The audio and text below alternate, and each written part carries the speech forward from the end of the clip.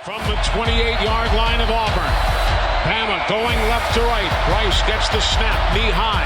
Looks, throws the fade route, near side end zone. Got it! Caught! Touchdown, Alabama!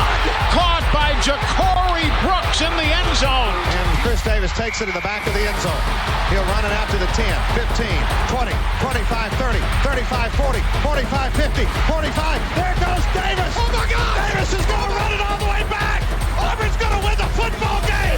Auburn's going to win the football game! And Alabama has come from nowhere to defeat the Auburn Tigers in multiple overtimes. Welcome to episode 9 of Tide and Tigers. A very humbling moment for Chance. The Commander's jersey, he didn't burn it. Well, it's still the most sold jersey for any player this year, and it's a most sold rookie jersey. Yes. So, but I mean, it wasn't their day. Let's just start off with that.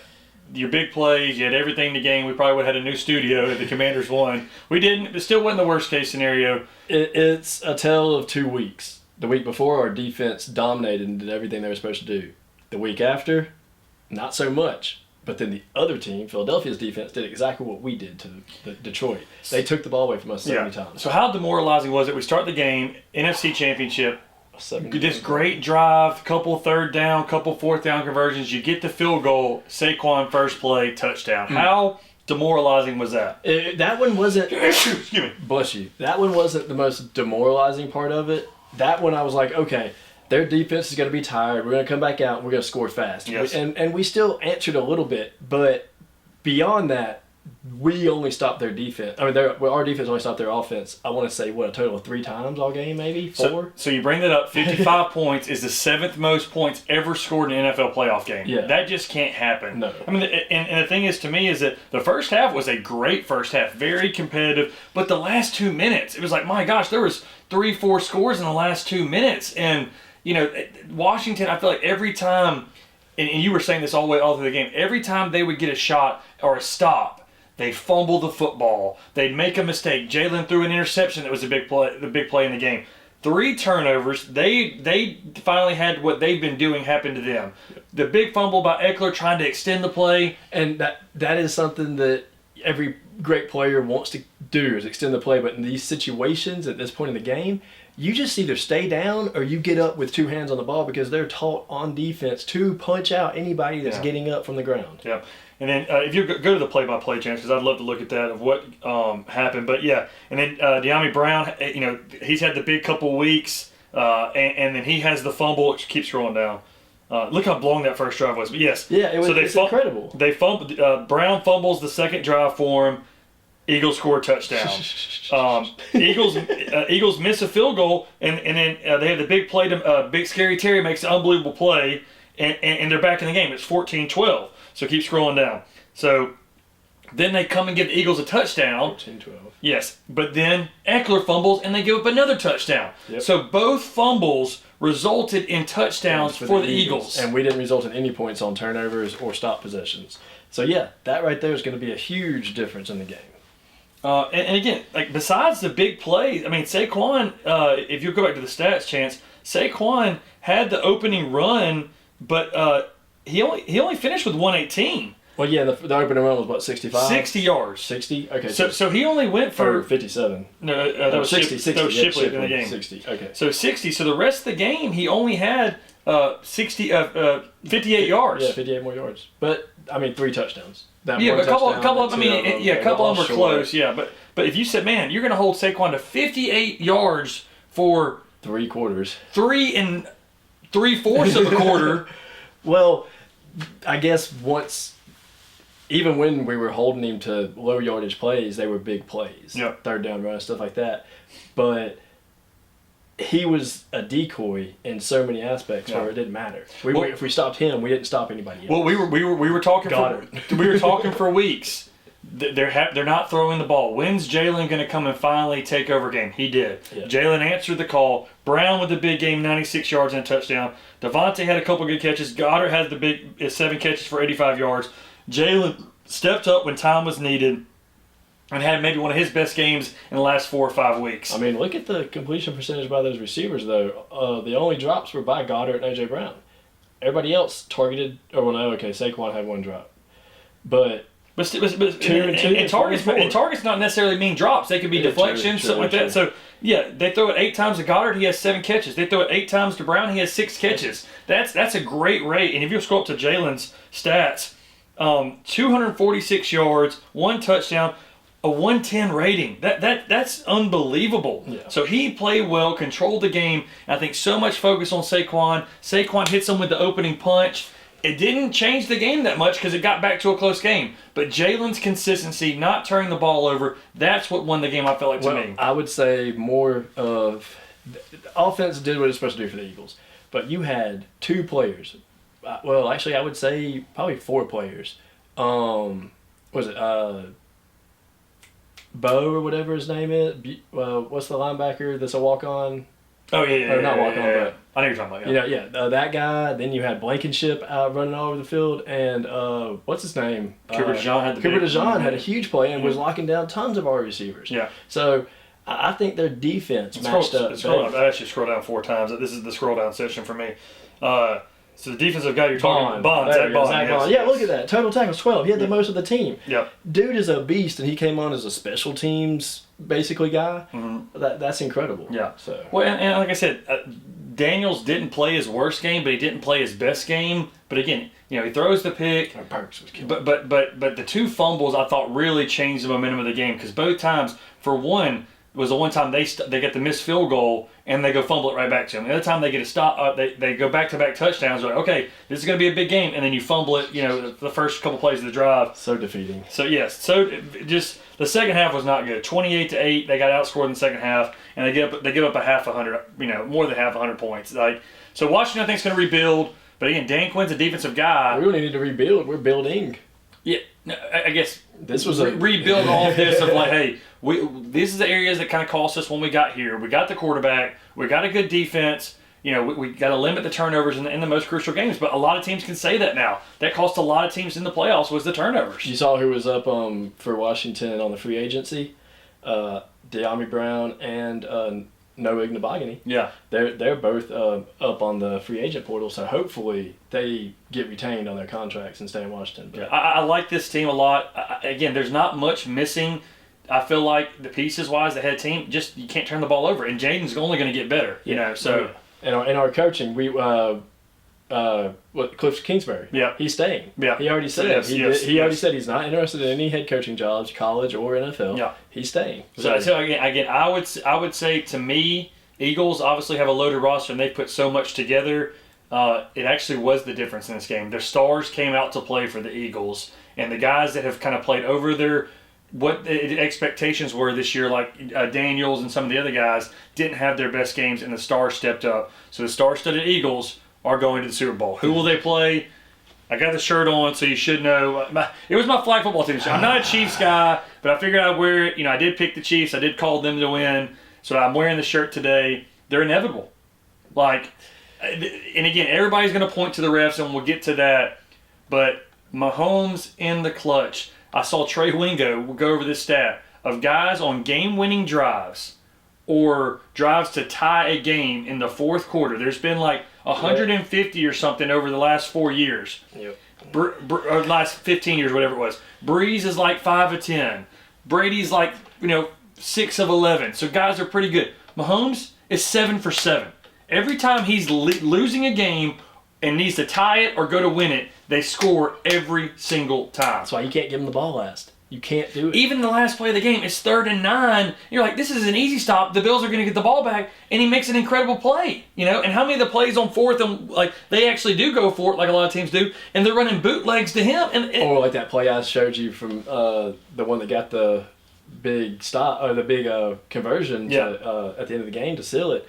He did a screenplay. It's a legit screenplay set up by all 3 routes running here, and you're running a basically under drag, under 4 people, and then you've got all of the defenders. You've also got to have somebody in man coverage trying to weasel their way through. Yeah. So when you've got somebody like that smart of a mindset to be able to take all 15 seconds before the snap to be able to dictate what you're doing, you're going to lose. Yeah. Well, and like I said, to me, that light just went out, by the way. To me, I think that while Chance fixes our light malfunction, we'll start from the beginning of the game. I really do feel like Josh Allen was in gunslinger mode. I don't know, in the beginning of the game, he was doing things that like he hasn't done all season. This year you've seen a very conservative, let the game come to you, Josh Allen. At the beginning of this game, I don't know if it was nerves or just I want to beat Mahomes so bad, but he was throwing things and like it should have been picked off twice in the first drive. And it was very, non-Josh Allen-esque this year. Saw a little bit of the old Josh, but they're still in the game. It's still a close game at halftime. But you saw in the first half, the Chiefs controlled the football, the simple, nothing deep, nothing crazy over the top. It's all this crossing routes. I mean, Kelsey really wasn't even much involved. It was Worthy and other guys like that were stepping. Juju had a couple of huge plays up the middle because they're focusing on other guys. And Mahomes, that's where he beats you. The second you think you're gonna get to stop Kelsey, some other guy steps up. So, but the second half comes to play, and this is when all the controversy starts. And I wanted to get your thoughts on all this. Let's start with the big play. Bill's going to take the up by 1, I believe, at the time. 4th down. Again, what I thought was so crazy is that Cookie ran it down their throats all in the third quarter. They could not stop James Cook. Yeah. But anytime they got in 4th and short, outside of that one touchdown to tie the game late, they're giving it to Josh Allen up the middle. And the tush push was not working for them. But they did get it that time. It looked like he was over. You have a ref that had a better view of the angle, kind of drift his way. He was coming here and he drifted back to where this other ref was. Instead of debating and him arguing his view, he just accepted what this ref said. But then they reviewed the play, and the multiple views, his body's... Looked like it did. I don't know. My take's as good as yours. I think he got across, but they called not across on the field. Unless it's indisputable, which I guess they're trying to argue. Yeah. You can't tell with a pile of people, and we can't guarantee that yellow digital line is legit every time. They did. I don't know. They didn't bring they didn't bring the chains out or anything. So I don't know. It was very crazy, but it just goes to show Taylor Swift has been to more Super Bowls than the Jets.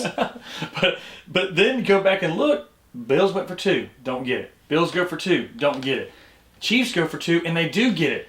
There's your 3-point swing. Those little things we talked about last week. It happens again where it's like the Chiefs always get. That's why the Patriots are the same way, man. I feel like every big 2-point conversion in the playoffs, whether it was against the Falcons or the one where Brady lets it fakes like it's going overhead and they direct snap it, they always got 2-point conversions. Because those are your guaranteed plays. You don't call those plays unless you know your team has perfected them. But you saw it with Lamar Jackson. You saw it with the Bills.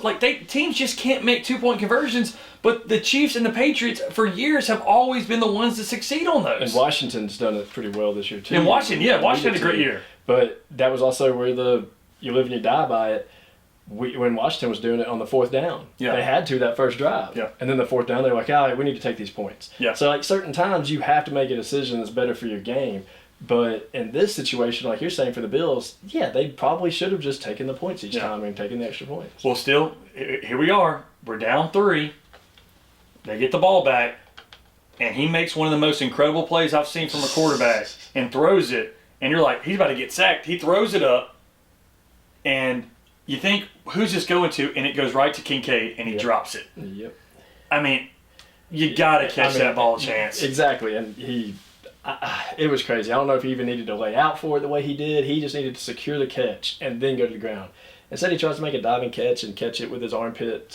No, I don't get it. Did you see the flag on the field? There was a flag on the play. I don't remember.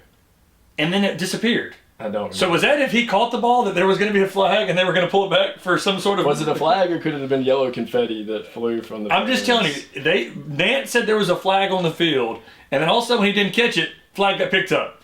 I was thinking that flag was there because if that play was completed... Offensive pass interference. They're holding one of the two, but no. Legal man downfield. Right. So, that's your conspiracy theory on the Chiefs. But again, the Bills had the opportunities. Twice they got stopped on 4th down.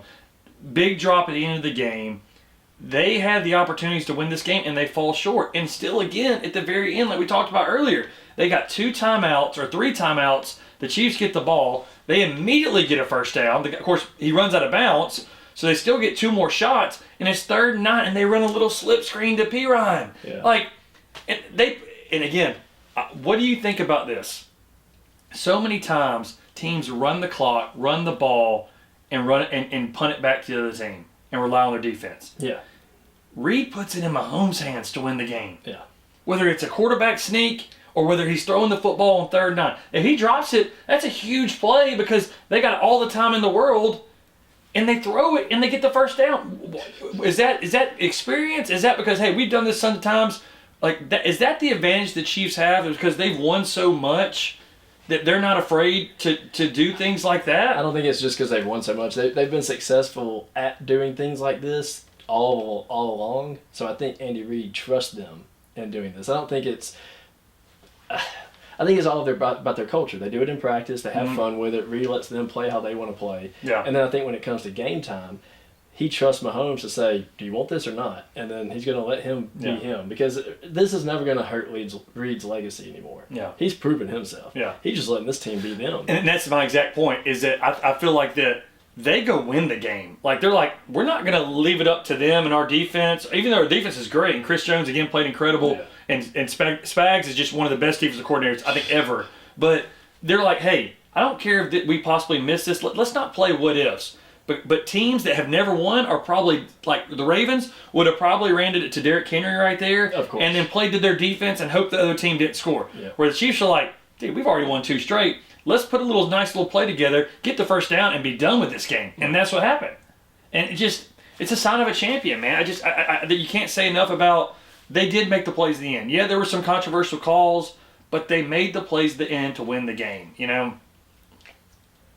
It was a good game. It was a great game. It was a classic for sure. Yeah. I don't know how to view this Super Bowl because now we've got 2 teams we've already seen in the past 2 years rematching. But, of course, we don't have one of the Kelsey brothers there this time. Yeah. He'll probably be announcing or something there. Well, and I will say, too, we talked about the Bills didn't have everybody over top. Hollis made some huge plays for them, man. Incredible. Give him the shrug. I mean, deep balls were incredible by him. What did he come in wearing? Some Grover outfit or something like that. It wasn't Grover. Animal. It was Animal. The Muppet Animal. But we talked about that, and they had the big plays from him. It wasn't Cooper. It wasn't Keon Coleman. It was him that made the big plays, and then Cook. And it wasn't Shakir like I hoped. Shakir had some good plays, but again, I think too much of relying on Josh Allen on those short yardage plays instead of running to a running back or letting him out of the pocket. Just the tush push. It's like, man, like that's what you went with at the end of the game. Like it just. I also think the tush push with Jalen Hurts and Saquon behind him, both of them can squat over 600 pounds. They've watched each other do it. That's a great point, Chance. So you've got leg power behind a lot of weight and other leg power. With Allen, you've got a 6'5" dude. Why are you not just reaching over and then once you stretch, pull it back? He did it that one time, you know. And so reach over, stretch, and pull it back. Your hands are big enough. Yeah, they're going to try to knock it out, but that's the risk. Better than you just doing this and hoping you get it. Once he turned his back, that you never can do that. No, because you're not going to be able to backpedal through it all. You're not. They're going to force you down. Yeah. So I think you can do it differently with different players. But that's why the Eagles are so good at it. They've got a quarterback who can bear a bigger load than any other quarterback. Yeah.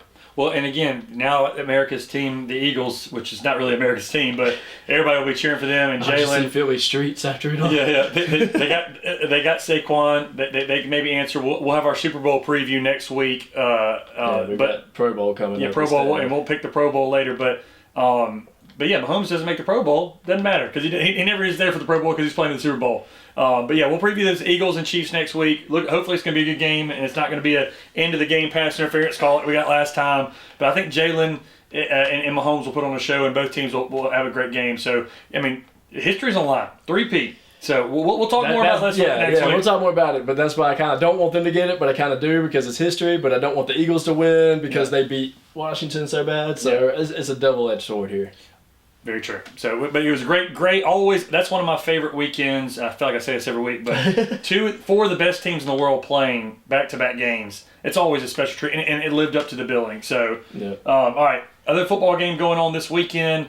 We're not going to really pick it, obviously, because there's not really a line on it, but the Senior Bowl preview. Yes. A couple of guys from Alabama playing, a couple of guys from Auburn playing. Tim Smith, C.J. Dupree, James Burnip, and Jalen Milroe playing for Alabama. And for Auburn, you've got Jarquez Hunter, Eugene Asante, and Jalen McLeod. you've also got something interesting that I enjoyed it, and I think more players should take advantage of this for all the transfers that they do. But Dylan Gabriel's helmet has 3 logos from all the programs he played at on his helmet. I think that's pretty cool. Yeah. Because you're getting to actually represent everything and instead of just saying the last place I was. Well, hopefully DJ Ukulele doesn't make Senior Bowl because we'll have about 6 of the things on his Well, he won't even stand there past first quarter, so. But I thought Gabriel's obviously done well everywhere he's gone. But that is pretty cool. They have practice already this week. Yes. Milroe has struggled. Jackson Dart, Riley Leonard have outplayed him. Well, you saw what they said about Milroe. Yeah. His hand size is smaller than any other quarterback that I think is even in the NFL. Like last 20 years. The last one to ever have a hand size around his was Taysom Hill. Yes, I saw. Taysom Hill had to become a dual player. So I think that's what people are saying about Milroe is, hey, look, you are going to be an athlete in the NFL, but you're probably going to become like a tight end or a downfield blocker or something like that. I mean, I don't know if he can catch or not, but I bet he could. Edelman, Taysom Hill, there are a lot of the list goes on of players that play quarterback that end up transferring. Antoine Randall, Hines Ward, become a guy. Miller's strong. He's fast. Could you imagine him being a tight end? Milroe catching that ball on a full sprint. You aren't catching him if you're a linebacker. But I'm not knocking off Miller at quarterback yet. It's still way too early. But I will say that has been the initial things when he's gotten down there with guys that he's going in. This guy who they thought was a first round shoe-in is now like, okay, Leonard looks better than him. Jackson Dart, Shadur, and Cam Warren are for sure going to go before him. Could he have used another year, maybe go into a Big 12 school? Or So there's certain things, and you learn it, I guess, throughout time as a player playing any sports, but the ball sizes from high school to college to NFL always increase just a little bit. Yeah.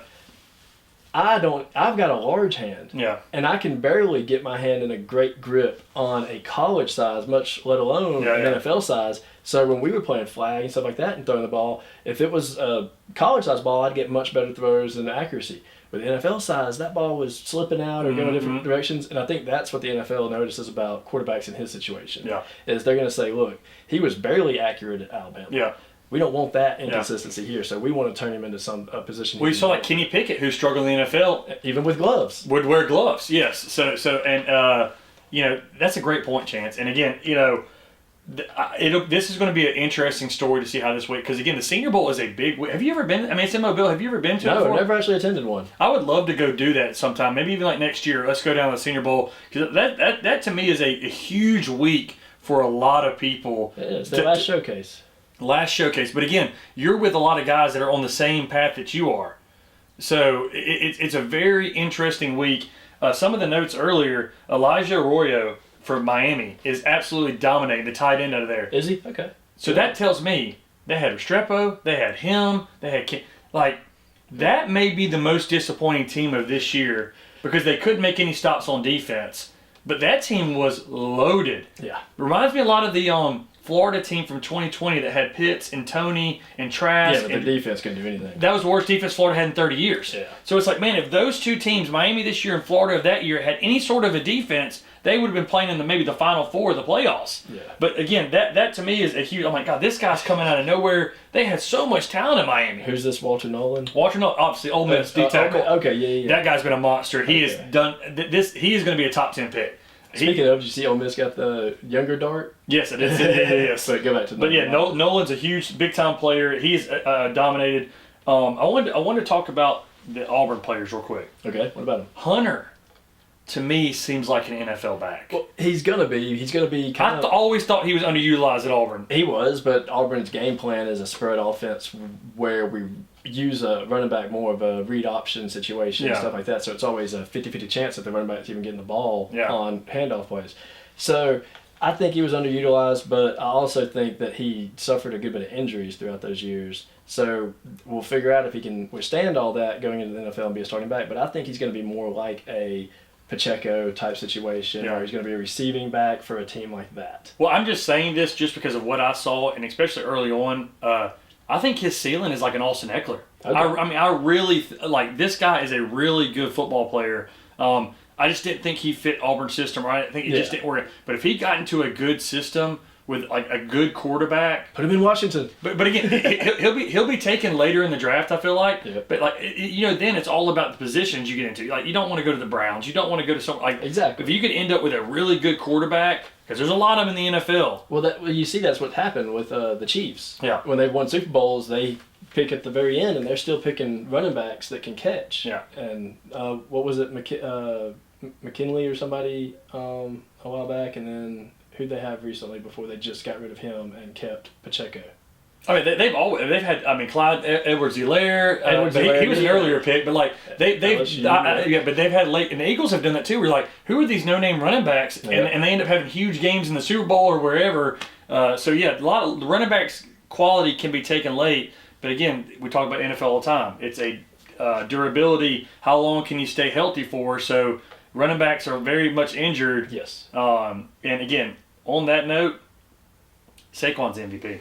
I truly think so. I'm sorry to Josh Allen. I'm sorry to Lamar Jackson. Burrow. I think Saquon is the best player in football this year. And I don't think it should be the best player on the best team. Yes, if you take Josh Allen off the Bills, they stink. If you take Saquon off the Eagles, they maybe still make the playoffs. That's my only argument. Same with Lamar for the Ravens. But he's been the best player this year. I think that's what the MVP is. Who is the best player for the whole entire year? Not who the best player on the best team is. Who is the best player? So that's where I would still argue for Jalen in that sense. Jaden Daniels, not Jalen. Jaden Daniels. Because without him, Washington gets nowhere to the playoffs. Yeah. And everything that he did in major games to win big games, all depended on him.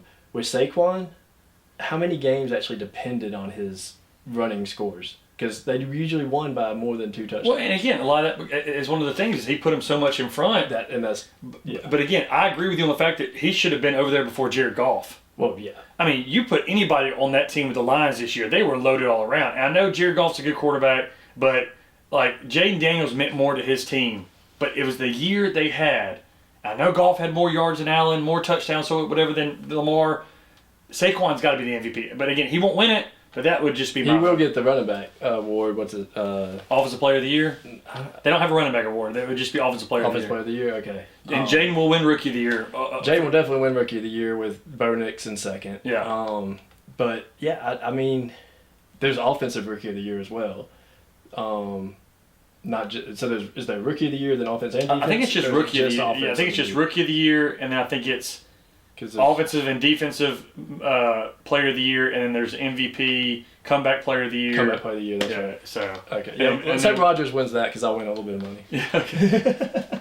But yeah, so that would be my MVP vote. So yeah, Senior Bowl this Saturday. Can't wait to watch that and see how these players do from Auburn, Alabama. Hopefully Jalen does have a big game and he kind of bounces back.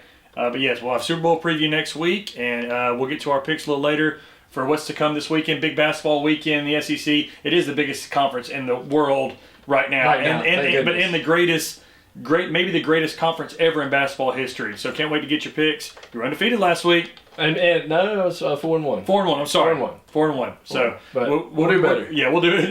That's pretty good. Here on Tide and Tigers. Peace.